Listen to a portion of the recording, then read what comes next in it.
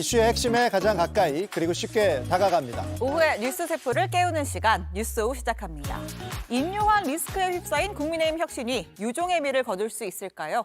이낙연 전 총리는 이재명의 민주당을 직격했습니다. 여야 분석 들어봅니다.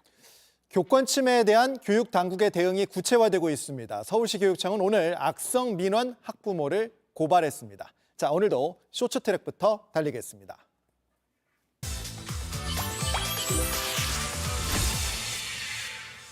첫 번째 트랙, 엑스포 결전의 날입니다. 2030 세계 박람회 부산 유치전 최종 결과가 오늘 밤 12시 이후 내일 새벽에 나올 전망입니다. 정부와 민간이 공동으로 꾸린 부산 엑스포 유치위원회는 지난해 7월 출범한 이후 500여일간 지구를 495바퀴를 돌며 유치전을 펼쳐왔습니다. 지난 1년 반 동안 민관이 원팀이 돼서 부산 엑스포를 향해 뛰었습니다. 그 과정에서 대한민국은 국제사회에서 더 많은 친구를 얻게 됐고, 우리의 가장 강력한 상대는 사우디아라비아의 리야드입니다. 유치전에 조금 늦게 뛰어들었지만 그간 착실히 사우디아라비아를 따라잡았다는 평가입니다. 우리나라는 결선 투표에서 승리하는 역전 시나리오를 그리고 있습니다. 두 번째 트랙입니다. 백악관 촬영 주장입니다. 북한이 지난주 발사한 군사 정찰 위성 만리경 1호가 미국 백악관과 펜타곤, 즉 국방부 등을 촬영했다고 주장했습니다. 북한은 또 미국령 괌의 공군기지, 미국 버지니아주의 해군기지 등도 촬영했다고 주장했습니다. 조선중앙통신은 김정은 국무위원장이 촬영 자료를 보고받고 커다란 만족을 표시했다고 보도했는데요. 하지만 북한은 위성 사진은 공개하지 않고 있습니다. 북한은 만리경 1호가 세밀 조종 공정을 마친 뒤 12월 1일부터 정식 정찰 임무에 착수하게 된다고 밝혔습니다. 세 번째 트랙입니다. 특공대 실탄까지 대구 교도소 이사 대작전입니다. 2,000명이 넘는 재소자가 수감된 대구 교도소가 설립 52년 만에 신축 교도소로 이사했습니다. 경찰 오토바이를 필두로 해서 줄줄이 등장하는 재소자 호송 버스들. 버스 안에는 실탄을 찬 교도관이 있었고 또 도로 곳곳에는 경찰 기동대가 물론 또 특공대까지 투입이 됐습니다. 한편의 군사작전을 방불케 했습니다. 네, 이 호송된 재소자 중에는 N번방의 문형욱 그리고 강서구 PC방 살인범 김성수 등이 있습니다. 분위기가 삼엄할 수밖에 없죠. 전날 비공개 리허설까지 하는 등 각종 사고에 철저히 대비했습니다. 새로 지은 대구 교도소에는 최첨단 전자경비 시스템이 도입됐습니다. 다만 기존에 있던 사형장은 없습니다. 기존 부지에는 사용 종료 절차를 거쳐서 주민들의 문화예술 공간이 들어설 예정입니다. 네 번째 트랙입니다. 출근길 은인을 찾습니다. 네, 지난 9월 울산의 한 골목길에 한 남성이 쓰러져 있습니다. 몇몇 행인들이 출근길 발걸음을 재촉하던 그때 흰색 SUV 차량 한 대가 갓길에 멈춰 서는데요. 자, 119에 신고한 후에 곧장 CPR을 실시합니다. 이어서 시민들이 하나둘씩 모여들었고요. 또 밥통을 이어받은 남성이 CPR 응급처치를 이어갑니다. 구급대가 도착하고 나서야 말없이 자리를 뜨는데요.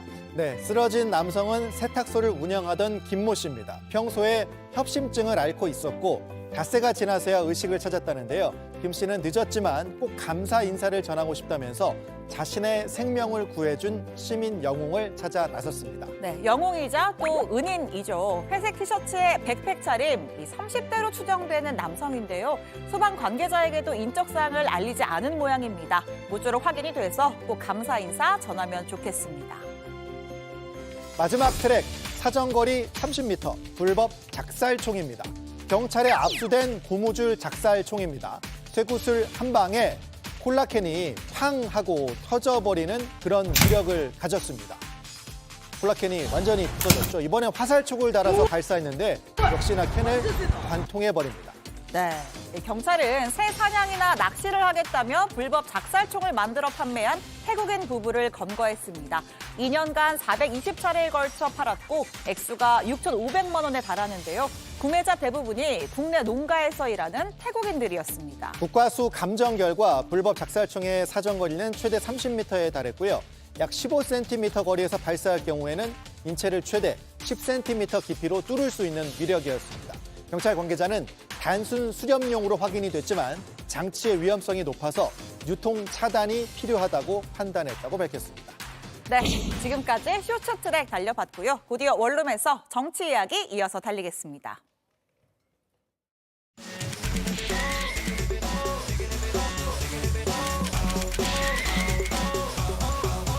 나는 아랫목에서 뭔가 도덕을 배웠다. 네. 근데 그 도덕이 뭔가 봤더니 부모 욕하는 거잖아요. 미스터 린튼이 존칭입니까? 준석이는이 존칭입니까?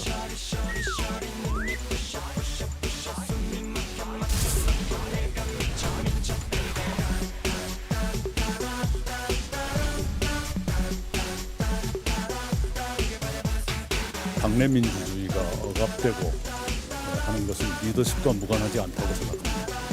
귀국 후에 꽤 오랜 기간 침묵하면서 지켜봤는데 매우 답답하게 생각합니다.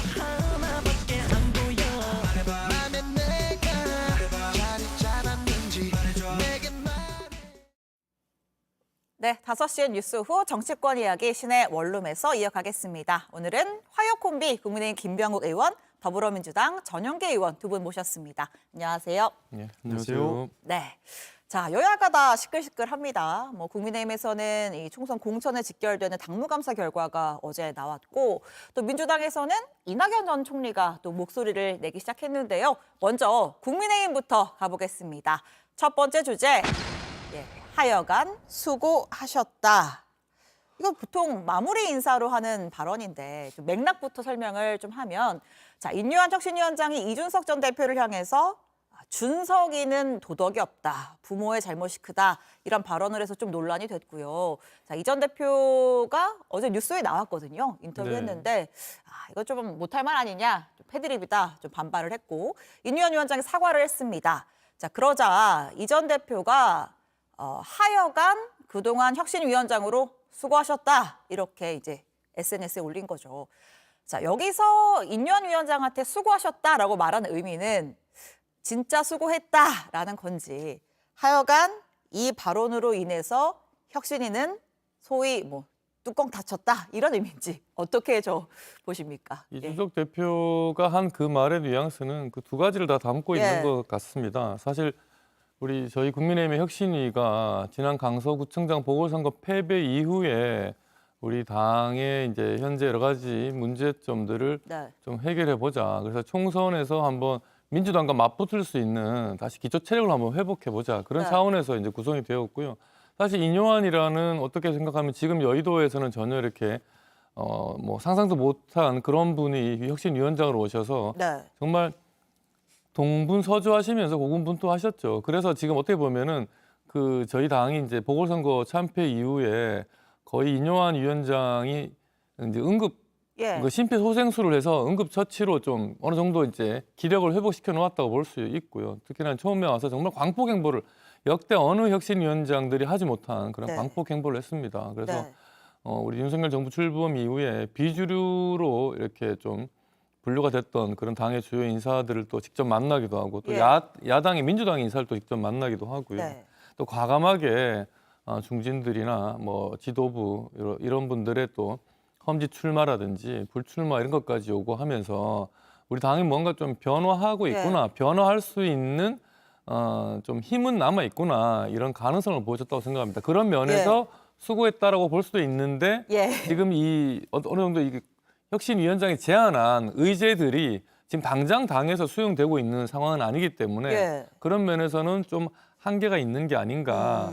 그래서 수고만 하신 게 아닌가라는 그런 이중적인 말로 아마 이준석 대표가 하지 않았나 싶습니다. 근데 앞으로 그러한데 실제로는 이제 겁니까? 실제로는 이제 이게 앞으로 총선을 앞두고 공천관리위원회도 구성이 될 거고요. 선대위도 구성이 될 거고, 그 과정에서 혁신위가 제안한 이 의제들이 상당 부분 이렇게 반영이 될 거라고 생각이 됩니다. 그런데 다만 이제 개별 의원들이 출마를 하라 마라, 현재 지역구를 옮겨서 수도권으로 가라, 이런 요구는 사실 개별 의원들의 전적인 판단에 달려 있는 거고, 그 자체가 무조건 선하고 옳다 이렇게 보기는 어려운 것 같습니다.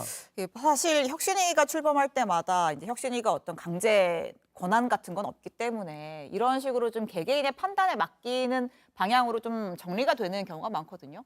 그럼 또 용두삼이라는 비판이 뭐 예나 지금이나 좀 이어질 수도 있을 것 같고 어떻습니까? 그럴 수밖에 없죠. 사실 인 위원장이 여러 가지 이야기를 했지만 예. 당 지도부에서 받아들일 수 있는 부분은 거의 없다라는 평가를 지속적으로 받고 있습니다. 예. 실제로 그 중진 의원들 험지 출마론 같은 경우에도 아예 대놓고 반대하는 사람도 있지 않습니까? 뭐 그런 측면에서 봤을 때 김기현 위원장도 이런 혁신안에 대해서 받아들이기 힘든 부분이 많다고 보거든요. 예. 그러다 보니 이렇게 용두삼이의 그런 모습을 보이지 않나 이렇게 보고 있는데요. 사실 이준석 대표도 그런 내용들을 어느 정도 가미한 것 같습니다. 네. 저는 실제로 이번에 인 위원장의 발언 때문에 이번에 국민의힘 혁신위원회는 끝났다 이렇게 생각을 했거든요. 왜냐하면 과거에도 그 김영삼 대통령, 김대중 대통령이 40대 기수론을 가지고 나왔을 때 경선 상대였던 분께서 구상유치 발언을 하셨어요. 예. 그리고 구상유치 발언을 한 이후에는 본인이 후보자 사퇴라는 사태까지 벌어졌다는 거거든요.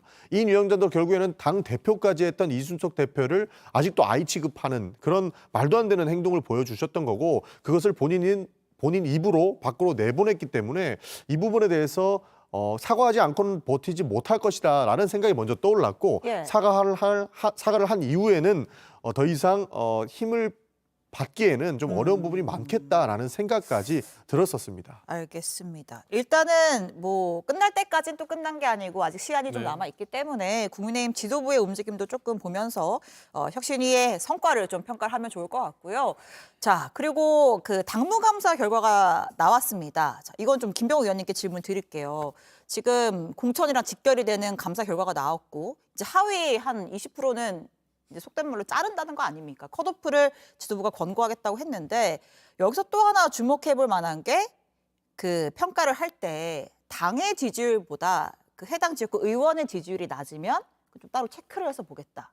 이제 그러면 사실 영남 의원들은 워낙 그 국민의힘 지지도가 높으니까 좀 불리할 수 있잖아요. 그럼 이거 제가 여기서 OX로 그냥 짧게 답을 들으려고 여기 준비를 했거든요. 사실 어제 이준석 대표 나왔을 때 만들었다가 네. 재밌어가지고 또 갖고 나왔습니다.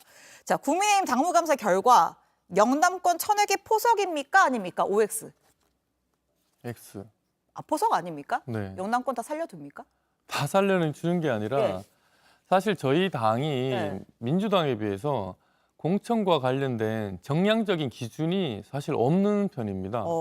예. 민주당은 뭐 현역 의원 일단 우선은 가장 중요한 게 네. 현역 의원들에 대한 성적표가 있어야 그 사람들 그 현역 의원을 평가하고 현역 의원 중에 그러면 다시 공천을 줄 것인지 네. 아니면 안 줄 것인지 아니면 그 사람 어떤 좀 성적이 좋지 않은 사람에 감점을 줄 것인지 예.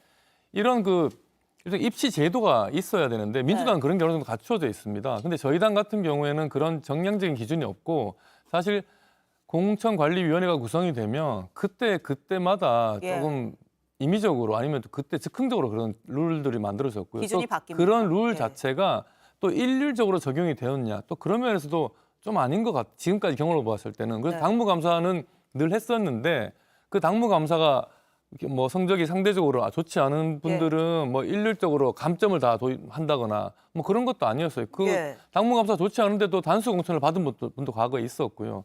그래서 사실 이번에도 저희가 뭐 당무감사 결과로 하위에 있는 당협위원장들, 뭐 현역이든 아니면 현역 국회의원이든 원외위원장이든 이런 분들에 대해서는 공관위에 이 데이터를 줘서 평가를 하겠다고 하는 건데 그걸 뭐 어떻게 하겠다는 건 아직 정확하게 나온 게 없습니다. 그래서 저희 같은 경우에는 네. 가장 중요한 거는 객관적인 지표 마련이 참 중요한데 그게 없으니까 사실은 좀 공정성에 대해서 약간 좀 문제를 삼는 그런 일이 매번 반복되는 게 있었거든요. 예. 그래서 지금 이게 영남 의원들에 대한 뭐 물갈이를 위한 거 아니냐라고 보기가 어려운 게 그것도 다 요즘 말로 케바케입니다. 저는 영남 의원들 날리기 위한 방안이라고 거의 보세요. 확신할 수도 있다라고 생각을 하거든요. 예. 사실 원래 전 의원님한테는 안 여쭤볼 거였는데 제가 꼭 얘기하고 싶어서 말씀을 말씀을 하고 드리는 싶으신 건데요. 겁니다. 네. 이게 현역 의원들이 기본적으로 중진이 되고 나면 당 지지율보다 본인 개인의 지지율이 높기가 쉽지가 않습니다. 예. 결국에는 그 피로감이라고 하는 것들이 국민들께서 직접적으로 느끼실 거기 때문에 이렇게 당 지지율보다 낮은 사람들은 컷오프 하겠다라는 것들이 당연히 물갈이 할 수밖에 없는 상황을 만드는 것이죠. 사실 지금 대통령실에서 당 공천 개입을 안 한다고 하지만 우리는 다 공천 개입한다고 보지 않습니까? 실제로 인요한 위원장이 본인은 대통령실로부터 신호까지 받았다고 이야기를 했어요. 그러면서 현역 의원 물갈이하고 다성 중진 의원님들은 영남 중진 의원님들은 험지 출마까지 이야기를 하는데 네. 그거는 전부 다 대통령실의 소위 신호를 제대로 받았다라고 평가를 하는 것이고 그의 일환으로 지금 당 지지율보다 개인의 지지율이 낮으면은 컷오프 시키겠다 이런 얘기까지 나온 거라고 저희는 보고 있거든요. 예. 그런 측면에서 굉장히 좀 그럴 수밖에 없는 상황까지 갔다라고 보고 있는 거고 대통령실에서는 저는 진짜 완벽한 친윤이라고 생각했던 장제원 의원까지 손대려고 했다는 말이죠. 이런 측면으로 봤을 때 개개인을 놓고 컷오프 이야기를 하기에는 굉장한 리스크가 있고 개인에 대한 반발이 있을 테니 그것에 명분 삼기 좋은 당 지지율보다 개인 지지율이 낮으면 네. 컷오프 대상이 될 수 있다라는 메시지로 교체한 것이 아닐까 저는 그렇게 보고 있습니다. 알겠습니다. 근데 방금 하신 얘기는 사실 팩트가 없이 외부에 떠도는 얘기들을 너무 사실인 것처럼 확정지어서 말씀하셨는데요. 결과는 뚜껑 열어봐야 합니다. 알겠습니다. 공천은 정말 해봐야 하는 거고요. 네. 여러 가지 변수가 있고 또 지역마다 사정들이 다 달라요. 예. 그러니까 일괄적으로 뭔가 적용을 한다는 게 사실 어려운 네. 측면도 있습니다. 그래서. 제가 외람된 말씀이지만 그 컷오프 명단 지금 국민의힘에서 검찰이 고발한다고 하지 않았습니까? 네, 네. 사실 아니다.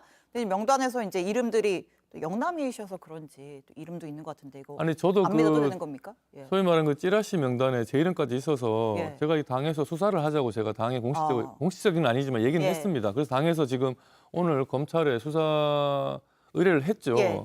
그리고 뭐 저희 당에서 그 당무 그 감사에 대한 결과를 해당 지역 위원장들에게 뭐 현역이 됐든 원외가 됐든 위원장들에게 그 결과를 알려주지를 않습니다. 보통 네네. 그렇죠. 예. 네네. 이건 아마 강력하게 대응하셔야 될 것 같아요. 이거는 개인의 명예훼손과 관련된 부분이기 때문에 명예훼손이기도 네. 하고 이런 게 또 계속 반복되면 앞으로 이루어지는 공천 심사 과정과 그 결과에 대한 공정성 시비가 계속 예. 일어날 수밖에 없고 또 나중에 이걸 수용을 못 하겠다는 뭐 그런 분들도 많이 나타날 수 있기 때문에 그런 차원에서도 아예 이번에 싹을 잘라야 됩니다. 이런 가짜 뉴스는. 알겠습니다. 네. 역시 이제 이런 당무감사 결과 같은 경우에는 현역 의원들이 또 가장 민감할 수밖에 없기 때문에 두 분이 또 의견이 또 모인 것 같습니다. 자, 잠깐 뭐 분위기를 조금 바꿔 보겠습니다. 보통 저희가 주목할 만한 오늘의 장면 오후 한 컷으로 꼽는데요. 자, 오늘의 한 컷 사진을 보도록 하겠습니다. 자, 정치 얘기하다 말고 왜 갑자기 이정재 배우와 그 옆에 임세령 대성홀딩스 부회장의 투샷을 골랐는데 자, 오늘 왜 이 사진 골랐는지 혹시 두 분 짐작하십니까? 한동훈 장관이랑 식사를 하셨기 때문에 네. 그런 거라고 보고 있고요. 네. 추가적인 보도를 보니까 굉장히 이슈될 만한 내용들이 많더라고요. 네. 그래서 아마 이 내용을 또 고르시지 않았을까. 그렇게 임세령 부회장이 원래도 부자인데 보고 네. 그 한 장관과 이정재 배우의 투샷 뜨고 나서 150억을 주가가 올랐다, 뭐 벌었다라고 하는데 뭐 한동훈 장관의 어떤 영향력이라고 보면 될까요? 어떻습니까? 네, 정말 한 장관의 스타성이 또다시 한번 확인된 그런 에피소드가 아닌가 생각이 되고요. 네. 실제로 현장에 계신 분들 그리고 네. 이제 시민들의 반응을 지켜본 언론인들이 한동훈 장관의 인기가 정말 예상보다 훨씬 더 좀 큰 것 같다. 한동훈 장관의 이제 스타성도 큰 거고 예. 한동훈 장관에 대한 기대가 또 매우 큰 것 같다. 저번에 대구 갔을 때는 대구니까 그러려니 했는데 네. 대전에 갔을 때도 시민들 반응이 꽤 좋았다고 하더라고요. 예. 저는 근데 그 주말 사이 퍼진 그 투샷 있잖아요. 네. 이정재 씨와 한동훈 장관 사진. 이게 과연 이제 우연히 퍼진 걸까? 그런 생각은 좀 들었습니다. 그러니까요. 이 사진 뜨고 나서 지금 그 150억이 올랐다라는 것은 정치 테마주로 등극을 했다는 거지 않습니까? 예. 이것은 소위 뭐 국민들의 갑자기 염원이 붙었을 수도 있고 뭐 여러 가지 작용이 있었을 수도 있는데 이 사진을 누가 퍼뜨렸냐? 저는 이거는 의심해보지 않을 수가 없다고 생각을 합니다. 예. 이 사진이 굉장히 파급력이 있었고 많은 언론에서 다루지 않았습니까? 예. 한동훈 장관이 인기가 많은 것, 뭐 저도 인정을 합니다. 한동훈 네. 장관이 많은 국민들로부터 인정을 받는 부분도 있고 공과는 충분히 존재한다고 보는데 이런 친구랑 밥 먹은 사진까지 공개하는 거면 그리고 이렇게 유명한 친구랑 사진 밥 먹은 것을 공개할 정도면 선거 기획사가 붙은 것 아니냐는 의심을 안 할 수가 없는 거죠. 본인이 퍼뜨렸으면 이것은 이 선거를 이용을 잘하는 진짜 천재가 될 수도 있는 것이고 뭐 다른 사람이 붙었다라고 하면 계산된 행동이 아닐까 이렇게 예상하지 않을 수가 없습니다. 네, 일단은 이정재 씨랑 동창이어서 저는 그것이 매우 부러웠습니다. 모두가 불안한 내용인데요. 유명한 친구 부럽습니다. 이게 이렇게 언론에 나올 정도로 공개한 사람이 불분명하니까 지금 의심을 하는 겁니다. 알겠습니다. 뭐 어떻게 공개됐는지 사실 뭐 드러난 건 없습니다. 네. 뭐 팬이 했을 수도 있고 아니면 일반 시민이 했을 수도 있고 뭐 또 우연이 아닐 수도 있고 모르겠습니다. 자, 이번에는 민주당으로 좀 가보겠습니다. 자, 비명계 의원들 중에서 뭐 누구는 국민의힘 갈 수도 있다고 하고 또 원칙과 상식으로 뭉친다는 분들도 있는데 사실 큰 반응은 없었거든요. 하지만 이분이 등장하면 좀 달라질 수도 있지 않을까 생각이 듭니다. 두 번째 주제, 무너진 면역 체계입니다. 자, 미국에 돌아와서 조용한 행보를 이어갔던 이낙연 전 총리가 오늘 한 포럼에서 이재명의 민주당을 향해서 꽤 센 수위의 발언을 했습니다. 들어보죠. 야당은 참담합니다. 제1야당 민주당은 오래 지켜온 가치와 품격을 잃었고 안팎을 향한 적대와 증오의 폭력적 언동이 난무합니다. 지금은 리더십과 강성 지지자들의 영향으로 그 면역체계가 무너졌습니다. 면역체계가 무너지면 질병을 막지 못하고 죽어갑니다. 당내 민주주의가 거의 질식하고 있습니다. 네, 이번에는 전영교 의원님이 OX 들어주실 진짜 차례가 왔습니다. 자, 이낙연 전 총리가 친명 강성 지지층 팬덤 정치가 당내 민주주의 질식시켰다라고 했는데 동의하면 O, 아니면 X. 아닙니까? 네. 민주주의 살아있습니까? 민주주의는 결국에는 다수결도 어느 정도 버릴 수 없지 않습니까? 예. 결국에는 이 민주주의를 완성시키기 위해서는 토론과 설득의 장이 계속적으로 열리는 것이 네. 가장 합리적이라고 보고 있는데 당내에서는 많은 의총들을 통해서 본인의 의사를 전달할 수 있는 기회가 굉장히 많습니다. 예. 그런 측면에서 봤을 때 민주주의가 무너졌다라고 보기는 어렵고요. 예. 뭐 강성 친명 팬덤이라고 하는데 이 팬덤을 제외하고서라도 많은 당원들께서 실제 본인의 목소리를 많이 내주고 있고 의견 전달을 지속적으로 하고 있습니다. 네. 의사 전달을 전혀 하지 못할 상황이 된다면 그것이 민주주의가 무너졌다라고 얘기할 수 있지만 네. 의사 전달이 가능한 것이고 네. 여기에 대해서 결정을 선거권, 투표권을 통해서 우리가 만들어 나가고 있기 때문에 당내 민주주의가 무너졌다라고 이야기하기에는 조금 과한 부분이 있다. 저는 네. 그렇게 생각합니다. 자, 그럼 두 번째 질문. 이낙연 전 총리의 등장이 비명계와 제3지대의 구심점이 될 수 있다. OX입니까? 이것도 X입니다. 구심점 안 됩니까? 그러니까 이낙연계, 소위 이낙연계라고 분류하는 순간 비명계의 명분은 확실하게 없어질 것이기 때문에 저는 X를 들었는데요. 예. 이게 친 이재명과 친 이낙연의 싸움으로 흘러갔을 때 오히려 더 당내 민주주의가 무너질 수 있는 그런 상황까지 벌어질 수 있다고 생각을 합니다. 네. 그러니까 이재명 대표의 체제가 어떠한 내용 때문에 불합리한지를 지금 반명이라고 불리는 분들께서 네. 반명이라는 이야기 쓰지 말아라고 하면서 비판을 하고 있는 지점이거든요. 그런데 이 구심점이 이낙연 대표가 되는 순간 이거는 진짜 친명, 반명이 되는 그런 상황이기 때문에 저는 그 민주당이 절대 이렇게 흘러갈 것이라고 보지는 않습니다. 알겠습니다. 자, 오늘 민주당에서 또 흥미로운 움직임이 있어서 좀 소개를 할까 하는데요. 자, 민주당의 한 초선 의원이 내가 기득권 먼저 내려놓겠다라면서 험지 출마를 선언했습니다. 이탄희 의원인데요. 들어보고 이어가죠. 저부터 기득권 내려놓겠습니다. 다음 총선에서 저의 용인정 지역구에 불출마하겠습니다. 당의 결단을 위해서라면 그곳이 어디든 당이 가라 하는 곳으로 가겠습니다. 우리 당이 고전하는 험지 어디든 가겠습니다. 재선도 아니고 3선도 아니고 초선인데 험지로 가겠다. 이재명 대표 좀 부담스럽지 않을까요? 조금 근데 네. 뭐 과거에 예. 초선 불출마로 가장 큰 뭐 정치적인 반향을 일으키고 본인 또 그 자산으로 또 후에 더 큰 지도자가 된 케이스가 과거에 이제 오세훈 전 시장이 초선 국회의원일 때 예. 그때 16대 국회에서 강남에 이제 어떤 일종의 전략공천에 대해서 초선으로 국회에 들어왔었거든요.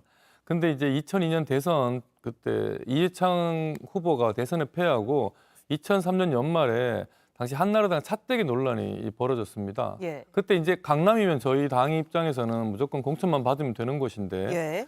그런 곳에 초선 국회의원인 오세훈 시장이 당시 오세훈 그 초선 의원이 나는 이제 강남 국회의원 안 하겠다. 네. 불출마를 선언을 했거든요. 그러면서 실질적으로 그때 이제 차떼기가 터진 이후에 정치 개혁을 주도했습니다. 그래서 네. 정치자금법을 고치고 정당법을 고쳤어요. 그래서 지금의 어떤 정치 시스템, 법정 시스템을 오세훈 당시 초선 의원이 주도해서 만들었거든요. 예. 그러면서 오세훈 시장이 그때 원래 이제 정치 문화기 전에도 방송에 자주 나오면서 변호사로서 방송에 자주 나와서 인기가 많았는데 정말 훨씬 더 많은 대중적인 사랑을 또 받게 되고 그래서 결국 나중에 서울시장에까지 되고 했거든요. 근데 그때는 본인의 이제 가진 기득권을 좀 내려놓고 네. 정치 개혁을 뭔가 주도하겠다는 게 확실하게 뭔가 잡히는 게 있었는데 네. 지금 이탄희 의원이 얘기하는 게 네. 뭐 불출마도 아니고 험지로 가겠습니다. 네. 그러니 당에서는 지금 선거 제도를 고쳐주세요. 예. 이런 말씀을 하시는 거거든요. 그런 뭐 대의가 있는 근데 거 선거 제도는 정치자금법 같은 경우에 과거에 막 회계 장부도 없이 막 이렇게 돈 후원금 막 받아서 마음대로 쓰던 거를 엄격하게 집행하도록 법을 고치겠다. 분명한 정치개혁의 방향성이 보였거든요. 예. 선거 제도라는 게 정답이 없습니다. 그런데 이탄희 의원이 얘기하는 거에 대해서 우리 국민들이 이탄희 의원이 말하는 선거 제도가 옳아요. 그거 안 하면 우리 정치 발전할 수 없어요. 이렇게 말씀하시고 생각하시는 분이 잘 없거든요. 아. 그래서 조금 명분이 약한 게 아닌가. 그래서 약간은 생뚱맞은 느낌이 있다고 생각이 듭니다. 알겠습니다. 저는 이탄희 상대 의원, 반응, 예. 네, 저는 이탄희 의원이 충분히 명분이 있고 선거법의 진심이다라고 생각을 합니다. 예. 지금 그 양당 기득권을 완화하기 위해서 선거법을 개정해야 된다고 하거든요. 지금 우리 정치를 보면 어떻습니까? 굉장히 국민들이 불신이 높습니다. 그리고 김병호 의원이랑 지금 저랑 이렇게 토론을 하고 있는데 네. 사실 당 얘기만 나오면 서로가 흥분해서 물고 뜯고 하지 않습니까? 예. 이 모습을 국민들이 봐야 되는 상황, 이것 자체가 말이 안 된다 싶어서 네. 그 양당의 기득권을 내려놓는 준연동형으로 가자고 하는 것이기 때문에 이 부분에 대해서는 그 악을 차단하자라는 명분이라서 저는 네. 충분히 가능성이 있다고 보고 있는 아. 것이고요. 여기에서 이재명 대표가 부담을 느끼느냐에는 좀 다른 문제 같습니다. 아, 예. 사실 선거법은 우리 김병호 의원님 말씀 잘해주셨지만 민주당이 결단한다고 해서 갈 수 있는 부분이 아닙니다. 선거법은 룰을 만드는 것이기 때문에 오히려 민주당이 강행 처리를 했을 때는 더 큰 부담을 가질 수 있기 때문에 절대적으로 민주당 혼자만 단독 의결을 할 수가 없는 부분이거든요. 그렇기 때문에 대표의 부담보다는 이러한 발걸음이 오히려 정치개혁에는 하나의 신호탄이 될 수 있다는 측면에서 저는 충분히 의미가 있고 큰 결심을 했다 이렇게 평가하고 싶습니다. 알겠습니다. 자, 오늘 뭐 다뤄진 주제들만 봐도 정말 총선이 다가오고 있다. 이제 겨울이 오는구나. 곧 봄이 오겠구나. 라는 생각이 들었습니다. 자, 오늘 두 분 말씀은 여기까지 듣겠습니다. 고맙습니다.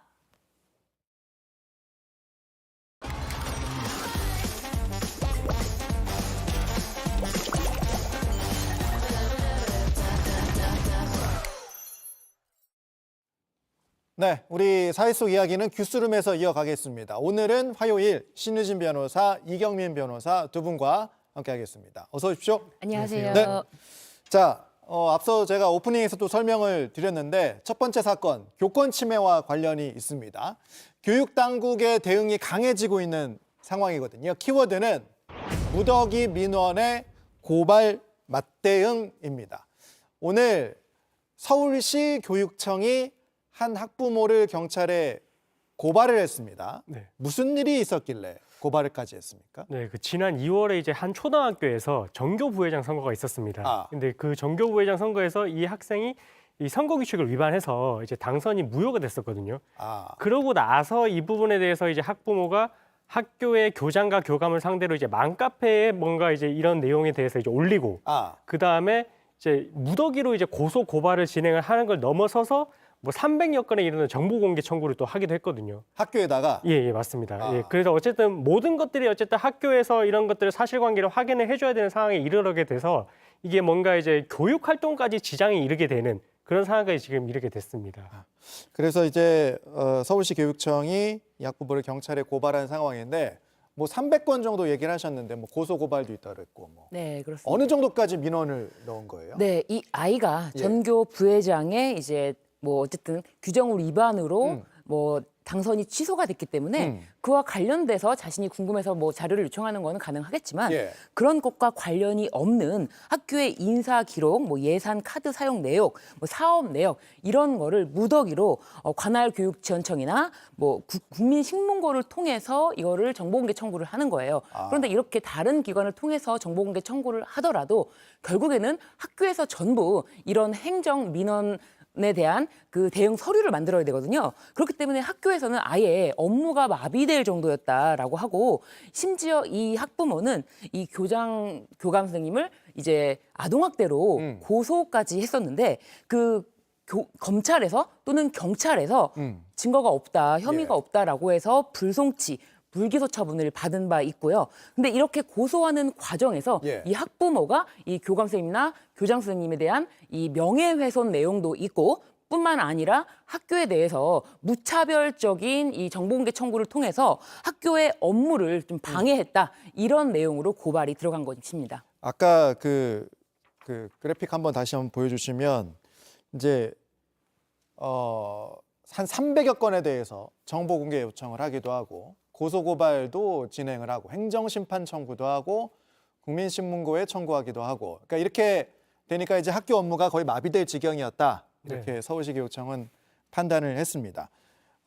그러면 이제 경찰 수사 고발했으니까 경찰은 어떤 부분을 좀 주로 교권 침해 혹은 뭐 업무 방해 이런 걸 따지게 됩니까? 어떻게 수사가 이루어집니까? 네, 아까 전에 이제 어쨌든 고소 고발 그다음에 이제 뭔가 이제 민원 제기된 부분에 대해서 고려를 하면 총 6개월 내에 있었던 일이거든요. 예. 그 형식으로만 봤을 때는 뭔가 이제 학교에서는 이런 민원에 대응을 하는데 이제 어쩔 수 없이 시간적으로 노력을 해야 되기 때문에 뭔가 이런 부분에 있어서는 교육 침해 활동이 아닌가라고 생각이 되는 부분이 있고 그러면 이제 그 고소 고발 내용에 대해서 살펴봤을 때 민원 내용도 살펴보면 뭐 도로를 공사를 했을 때 뭐 열성공사 내역을 공개를 해달라 아니면 학교에서 뭐 카드를 이용했을 때 그 이용 내역을 공개를 해달라라고 요청을 하고 있기 때문에 이런 내용들은 사실은 교육 활동과는 완전히 무관한 내용이거든요. 예. 그리고 이 자녀에 대해서 뭔가 이제 그 선거 활동에 대해서 뭔가 이 부분에 대해서 문제 제기를 했을 때 과연 이러한 민원 내용이 이렇게 이제 교장이나 교감이 이 학교의 교육 활동을 하는 데 있어서 관련이 있는 내용인지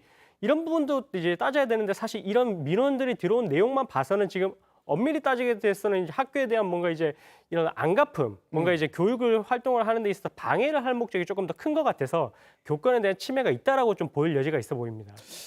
일단 이제 경찰에서 자세한 내용을 또 조사를 할 텐데 일단 지금 이제 상황을 좀 놓고 보면 이런 이제 악성 민원에 대해서 또 교권 침해 상황에 대해서 이제 교육 당국이 강력히 대응하는 그런 모습을 좀 보여주는 것 같아요. 지금 상황을 놓고 보면.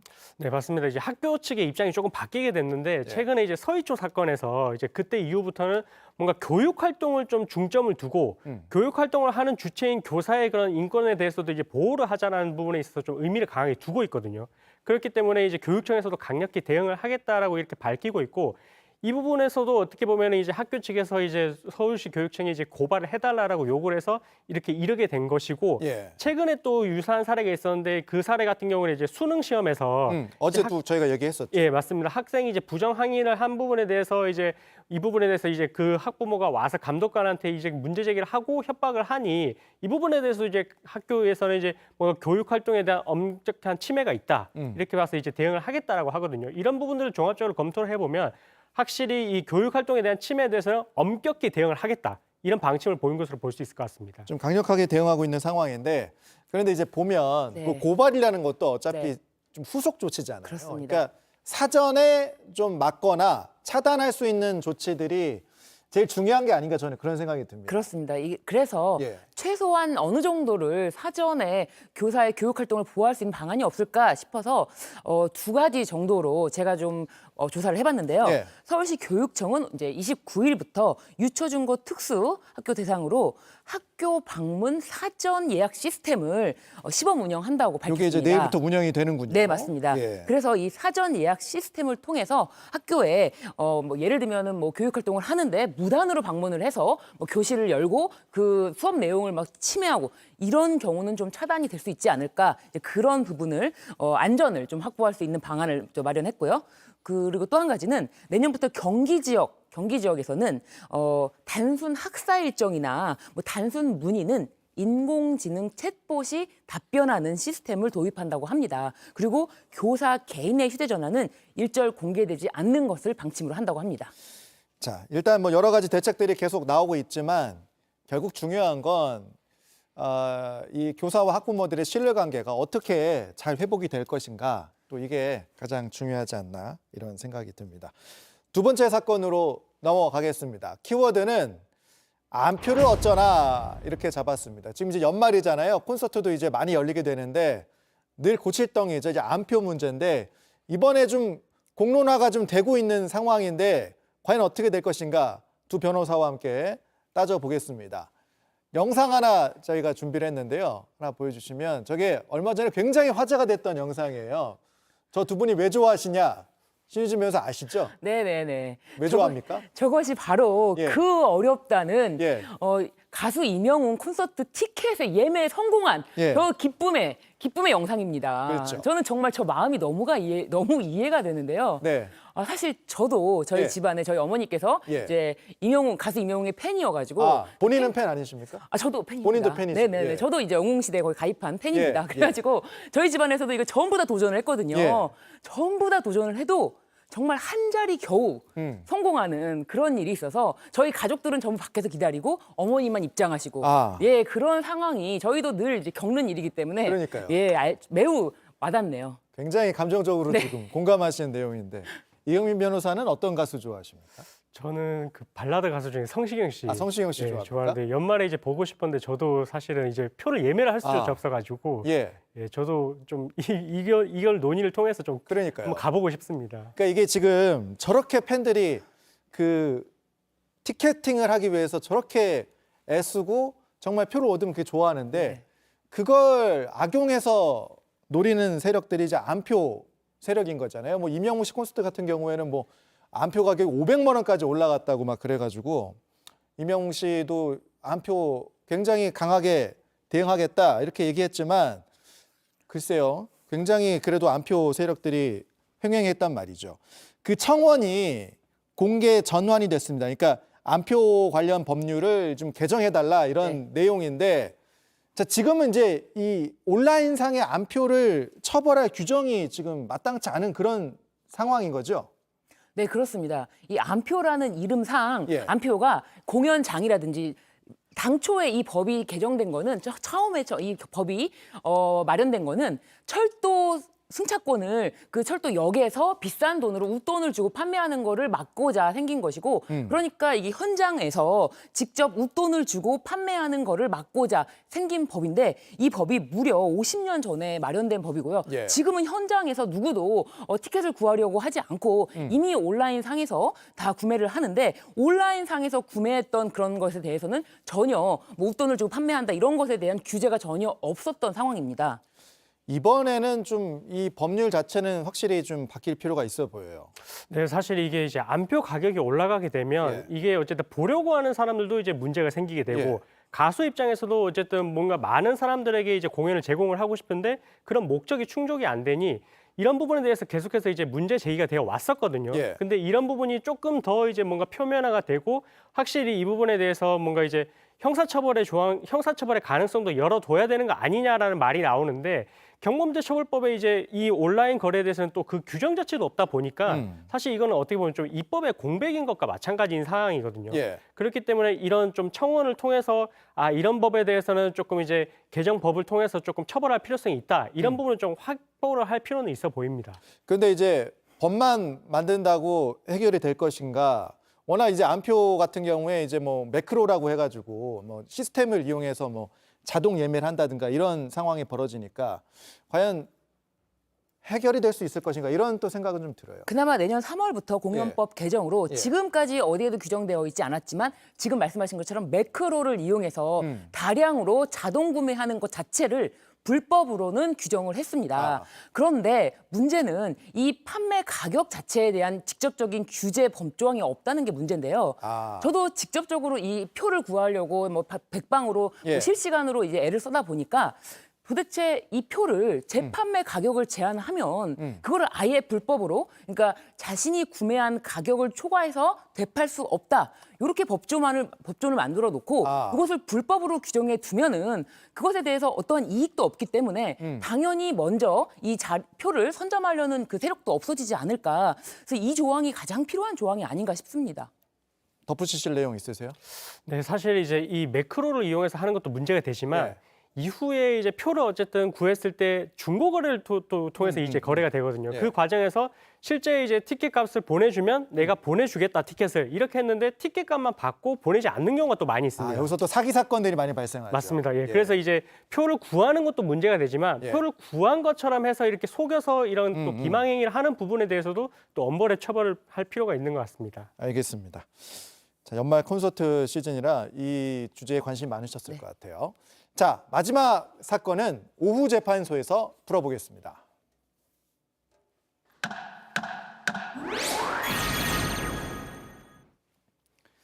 사파로 상황을 좀 재구성해 봤는데요.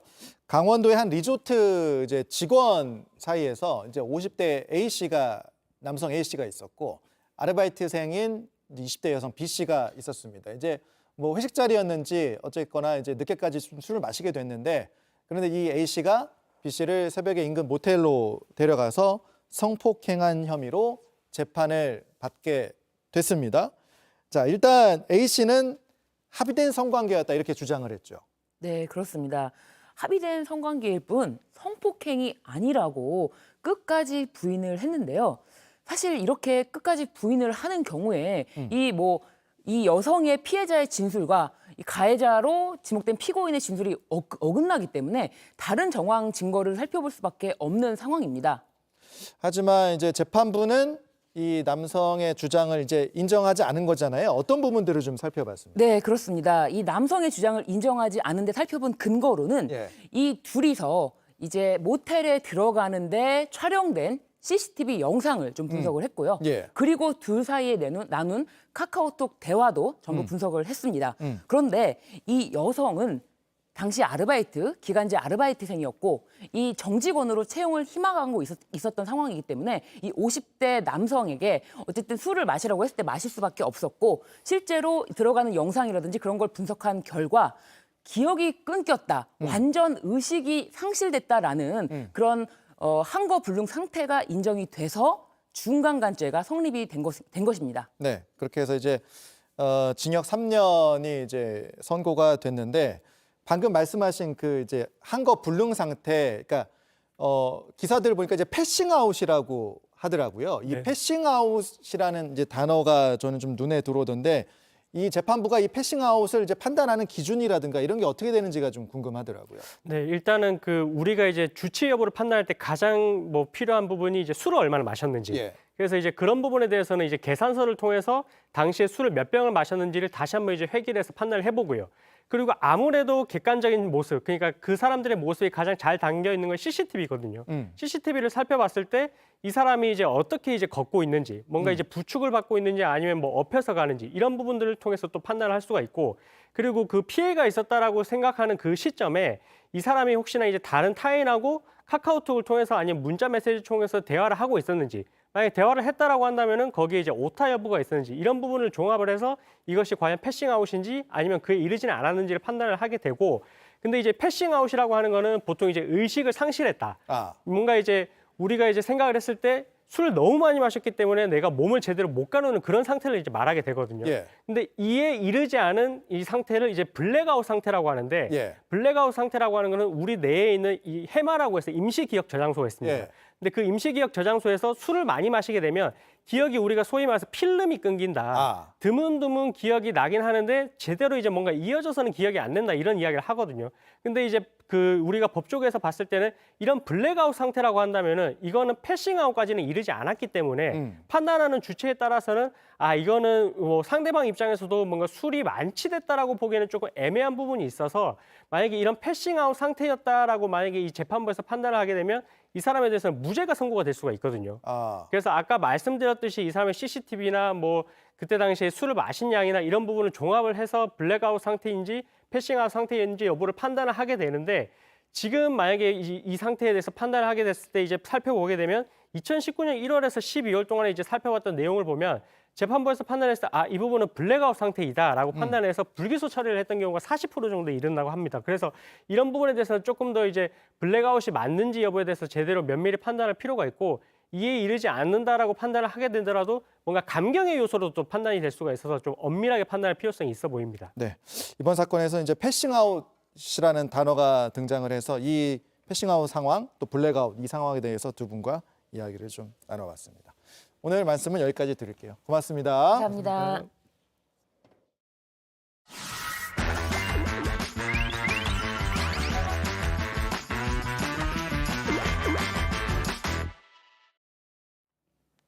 네, 기자가 직접 가보니 해보니 들어보니 오늘도 보니 박사라 기자가 나와 있습니다. 어서 오십시오. 안녕하세요. 자, 왜 웃으시죠? 아닙니다. 네, 오늘 날이 너무 추웠죠. 예. 너무 추웠습니다. 예. 그런데도 또 어딜 열심히 다녀왔다고요. 네, 예. 혹시 컴퓨터 하면 생각나는 곳. 컴퓨터? 네. PC방. 아, 예, 그렇죠. 창의적인 대답입니다. 용산. 네, 그렇습니다. 예. 지역을 말한 거죠. 아. 예. 두 분은 뭐 전자제품 살 때 예. 어디서 사시나요? 용산 가서 사시나요? 저는 이제 온라인으로 요새 많이 좀 주문하기도 하고 백화점도 네. 좀 가는 것 같아요. 예, 그렇습니다. 네. 근데 이제 보통은 마트 가도 뭐 팔고 그렇죠. 하니까 예. 정말 쉽게 주문할 수 있는데 과거에 이제 정말 뜨거웠던 것이 우리 용산 전자상가였잖아요. 그렇죠. 이제 전자제품의 성지, 천국이라고 불렸던 곳이 용산인데요. 지금은 안타깝게도 이 전자상가가 추억 속으로 사라져가고 있습니다. 이게 한 2000년대까지만 해도 정말 이제 사람들이 북적북적했던 곳이 이제 용산 전자상가였거든요.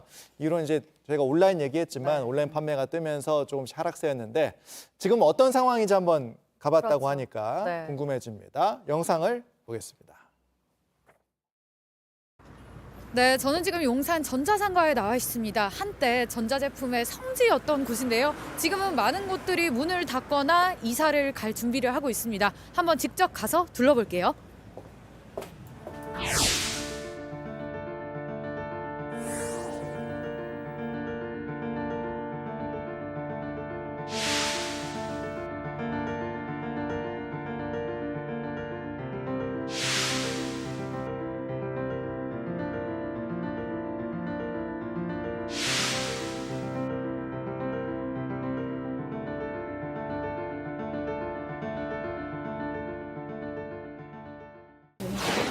저도 막 어렸을 때 여기 와서 그 게임 CD 같은 거 이런 거 사고 그랬거든요.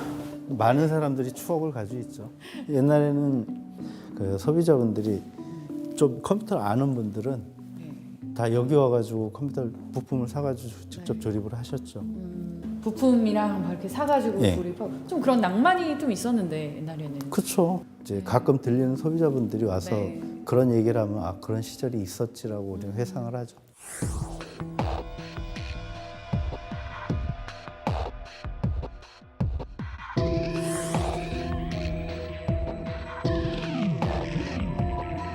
지금 한 이 건물에서 폐점한 업체 자체가 몇 프로 정도? 한 80% 정도요? 80% 정도. 지금 여기는 올해 말까지만 하고 나가야 되고. 네. 선생님은 혹시 몇 년 동안 장사하셨어요? 91년에 여기 왔어요. 그러면은 지금 한 20년 넘은 거 30년이 넘었죠.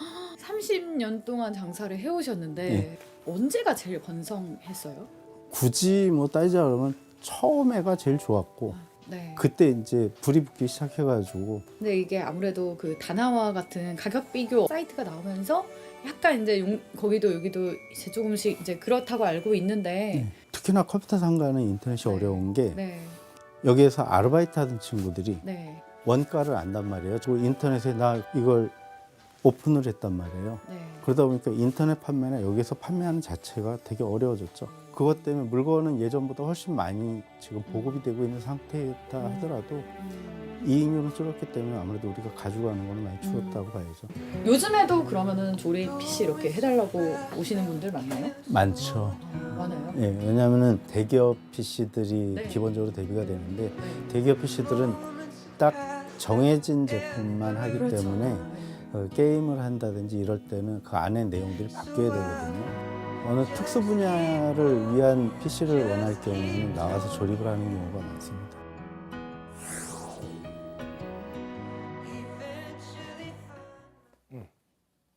제 기억이랑은 분위기가 좀 다른 것 많이 같아요. 다르죠? 네. 네, 네. 손님이 좀 안 보이고 건물도 좀 네. 노후화가 된 것 같고 네. 운영이 좀 되게 어렵겠다라는 생각도 드네요. 그러니까 가봤더니 이제 보이듯이 이제 80% 정도가 폐점한 상태고요. 근데 일부는 운영을 하는데 예. 그냥 문을 닫고 있는 곳들도 있더라고요. 아. 어차피 저기서 소매로 사는 손님은 거의 없거든요. 그러니까 온라인 판매가 대부분이니까 물건을 이제 쌓아두고 도매 물류 창고 같은 느낌으로 운영하는 가게가 많았습니다. 자, 뭐 이런 원인도 있지만 뭐 뉴스 보도도 몇 번 나왔지만 뭐 용산 상인들에게 불신을 가지는 소비자들이 많다. 뭐 이런 얘기도 좀 있긴 했었어요. 예전에 되게 심했었죠. 예. 뭐 뉴스에서 막 종종 나왔는데 일부 상인들이 지나치게 호객 행위를 한다든가 강매를 한다든가 네. 뭐 바가지를 씌운다든가 그런 모습들이 좀 있었거든요. 이제 이런 후기들이 인터넷에 퍼져 나가면서 더 신뢰가 이제 떨어졌고요. 사실 이 부분이 쇠락의 가장 큰 원인이 아니냐 이렇게 얘기하시는 분들도 있습니다. 그래서 뭐 또 상인분들 나름대로 또 자정 노력을 네. 또 하신 걸로 또 알고는 있는데 상가가 굉장히 넓잖아요. 그러니까 네. 이제 모든 상가가 다 좀 폐점 위기인 건지 아니면 좀 변화를 해서 또 이렇게 자리를 잡은 곳도 있는 건지. 이게 조금 복잡한데요. 일단 용산 전자상가가 크게 4개 구역으로 나눠져 있습니다. 예. 전자랜드, 원효상가, 선인상가, 나진상가인데요. 이제 이 전자랜드는 백화점형 상가로 운영이 되고 있고요. 이 전자랜드로 옮겨온 상인들이 꽤 있어요. 아까 그 영상에 이렇게 붙어 있었잖아요. 네. 전자랜드로 이사한다고. 네. 그러면 이제 네. 나머지 상가들의 상황이나 상인들의 네. 목소리는 어떤 겁니까? 그러니까 나머지 이제 상가가 이제 예. 제가 가본 상가인데 예. 좀 이제 상황이 좋지는 않고 이제 재개발 이야기가 나오고는 있습니다. 예. 근데 대부분 재개발은 협상 과정도 어렵고 뭐 계약 기간도 누군가는 많이 남아 있고 이해관계도 있고 하니까요. 좀 뭐 자리를 계속 지키고 싶어 하시는 분들도 있고 좀 그렇게 뭐 논의 과정이 쉽지는 않고요. 계속 이제 이야기를 해나가는 단계인 것 같습니다. 네. 뭐 요새는 뭐 온라인으로 많이 구매하는 뭐 그런 시대 흐름 네. 같은 것도 있지만 또 어쨌든 상인분들과 좀 상생을 할 수 있는 그럼 좀 협업을 좀 찾았으면 좋겠다 이런 생각도 듭니다. 네. 오늘도 잘 들었습니다. 고맙습니다. 네.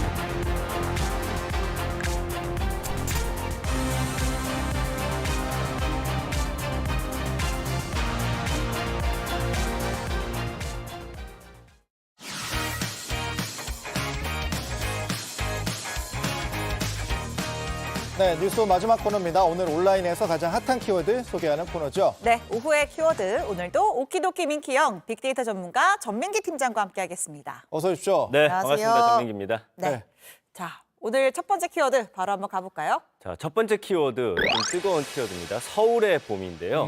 네, 연관어 보이시죠? 네. 전두환 전 대통령 서울 남산 그때 그 사람들 남영동 1985 뭐 이런 단어들 떼고 있습니다. 네. 요즘 이 영화 때문에 난리더라고요. 보고 온 사람들은 뭐 계속 얘기를 하더라고요. 네. 개봉 6일 만에 200만 돌파를 했습니다. 네. 맞습니다. 이제 저도 어제 봤는데 아, 그래요? 네, 올해 나온 영화 중 두 번째로 지금 빠른 흥행 속도예요. 지금 온라인도 서울의 밤 때문에 난리인데 네. 누리꾼들이 영화 인증 챌린지 해서 올리고 있는데 나 영화 이것도, 봤다? 예, 아. 그것뿐만 아니라 이제 심박수 챌린지라고 해가지고 그게 뭐죠? 네. 영화를 보는 동안 이 스마트워치를 차잖아요. 예. 예. 여기서 이제 영화에서 좀 화가 나는 장면들에서 내 심박수가 얼마나 올라가는지를 측정해가지고 장면에 몰입하면 좀 심박수가 뛸 네, 테니까. 인터넷에 올리고 있는 겁니다. 지금 사진을 보니까 어떤 장면에서 심박수가 굉장히 올라가요. 새빨갑니다, 수치가. 이제 뒤쪽으로 가면 예. 갈수록 이제 심박수가 올라가는 그런 모습이네. 아무래도 영화 하이라이트를 향해 갈 테니까. 맞습니다. 그래서 이제 이 영화를 보시는 분들이 이제 네. 스트레스가 네. 폭발한다 이런 반응들과 함께 이 영화 서울의 봄이 1979년 이 12.12 군사 반란을 다룬 영화잖아요. 네. 그래서 1979년이고요. 이 전두환 노태우 등이 이끌었던 군부의 사조직인 하나회 중심의 신군부가 일으킨 군사 반란인데 여기서 이제 배우 황정민 씨가 군사 반란을 일으킨 전두광 역할을 맡았고요. 예. 배우 정우성 씨가 군사 반란을 막는 수도 경비사령관 이태신 역할로 나와요. 네. 그래서 당시 이제 군사 반란 시작부터 다음 날 새벽 반란군의 승리로 끝날 때까지 약 9시간 정도를 쭉 보여주는데 굉장히 좀 숨가쁘게 담아냈고 네. 굉장히 긴장감 넘치게 잘 만들지 않았나 싶습니다. 그 이제 9시간에 굉장히 집중한 그런 영화군요. 네, 근데 우리가 이제 이 영화의 결말은 다 알잖아요. 그렇죠. 지나온 역사니까. 네. 결말을 다 아는데 그럼에도 사람들이 굉장히 이게 뜨겁게 반응하는 이유가 뭘까요? 그러니까 잘 만들어진 것 같고요. 예. 알기 때문에 더 좀 열받는 게 아닌가. 저도 이제 보다 보니까 결과는 알지만 혹시나 하는 마음이 또 생기기도 하는데 그렇진 않잖아요. 예. 그래서 이제 보면서 가슴이 좀 꽉꽉 막혀서 일명 고구마 영화라고도 불리는데 예. 네. 누리꾼들 재밌는 반응이 많습니다. 예. 영화보다 화병 날 뻔, 예. 영화가 끝나도 끝나지 않는 스트레스,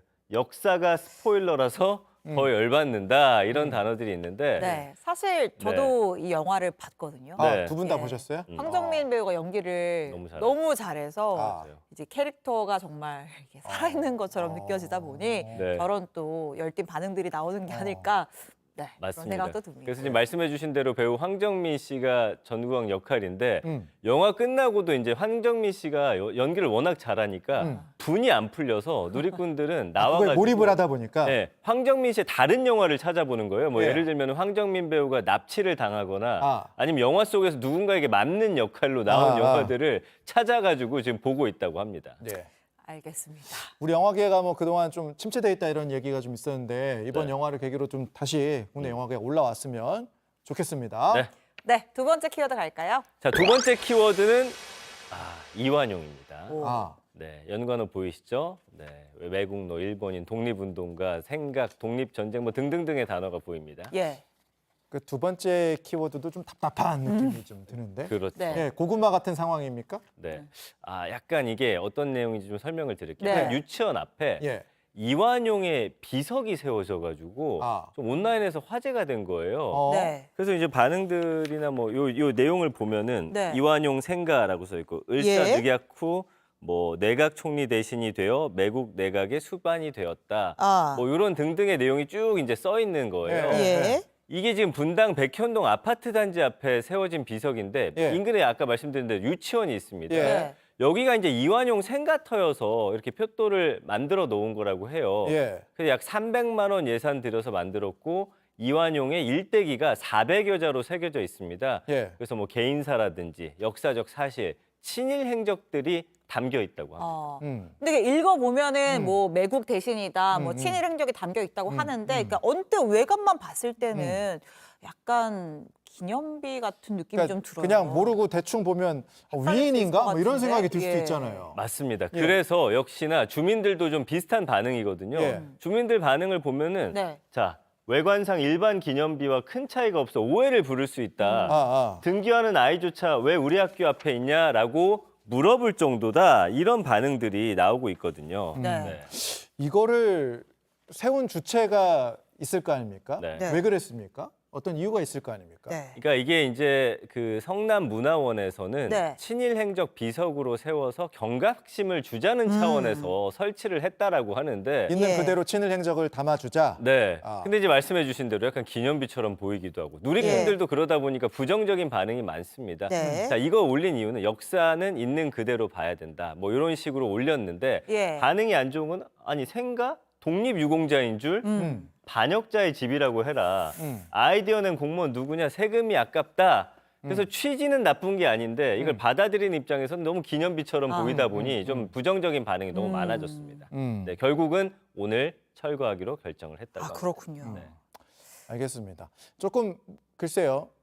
너무 그 모양 자체가 사람들로 하여금 오해를 불러일으키기에 그렇죠. 좀 딱 맞지 않았나 맞습니다. 그런 생각이 듭니다. 네. 자, 마지막 키워드로 가죠. 자, 마지막은 우정 타투입니다. 연관을 볼까요? 네. 커플, 우정, 문신, 뭐 인기, 디자이너 등등등의 연관어가 뜨고 있습니다.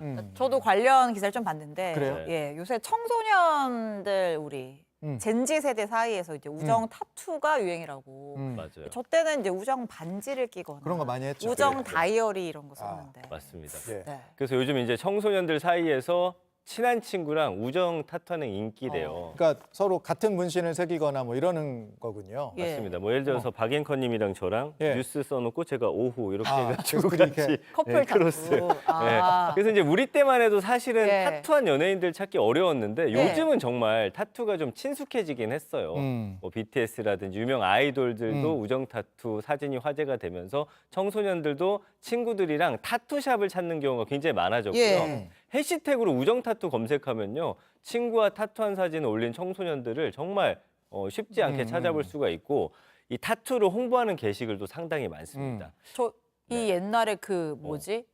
껌 먹으면 네. 그거 혹시 아세요? 껌 봉지에 이렇게 그렇죠. 긁으면은 이렇게 긁어가지고 그 공룡 판박이 같은 거. 예, 공룡 모양. 맞아요. 그거 아니고 진짜 타투를 우정 타투를 한다는 거. 맞습니다. 언제적 얘기를 하는 거야? 아, 그 어릴 때 그거 하면 엄마한테 혼나고 그랬어요. 이거는 그 지울 수가 있었죠. 예. 지금 수능이 끝난 지 얼마 안 됐잖아요. 예. 수험생들을 대상으로 해서 할인 행사 진행한다고 안내하는 것도 많다고 하니까 유행은 유행인가 봐요. 이제 신혜연 앵커가 얘기하는 의미는 알겠어요. 그건 이제 지울 수가 있잖아요. 그래서. 그쵸. 근데 이거는 지우기가 한 번 하면 어렵잖아요. 지우기 어렵죠. 근데 이제 평생 몸에 남는 거니까 네. 좀 걱정스러운 측면이 있는데요. 맞습니다. 뭐 사실은 저도 어릴 때는 정말 예. 친구가 가족보다 더 소중한 네, 시절도 네. 있었어요. 그러니까요. 이때야 이제 단짝 친구랑 평생 갈 것 같습니다.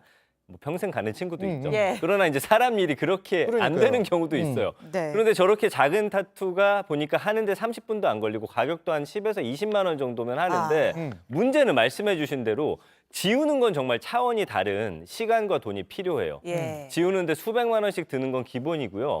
이게 지운다고 해도 완전히 없애지도 못해요. 특히나 색깔을 넣은 타투들은 더 많은 시간과 비용이 든다. 네. 그래서 이제 너튜브 같은 데 보면은 이 문신했다 지우신 분들 중에 후회하는 분들도 많고 예, 뭐 이런 경우가 많습니다. 어릴 때 그 가치관 또 한 10년, 20년 지나서 네. 과연 그 우정 타투가 내 몸에 있는 게 어떨까를 한번 생각해 보시면 좋을 것 같습니다. 그러니까요. 그리고 또 아직 우리나라에서는 타투가 이제 합법화되지가 않았기 안 때문에 됐죠. 네. 좀 음성적으로 운영된 곳도 일부 있고 네. 그러면 또 위험에 노출될 수도 있고요. 맞습니다. 그래서 타투가 친숙해졌는데 여전히 말씀해 주신 대로 이게 불법입니다. 예. 네, 이게 법에 어떻게 되어 있냐면은 이렇게 써 있죠. 의료법 제27조 1항. 예. 의료인이 아니면 누구든지 의료 행위를 할 수 없으며 의료인도 면허된 것 이외에 의료 행위를 할 수 없다. 네. 문신 시술은 의료 행위다. 이렇게 되어 예. 있거든요. 근데 이제 해외 다른 국가들에서는 또 이런 게 있어요. 미성년자들에게는 타투하는 행위를 엄격하게 제한하고 있다고 합니다.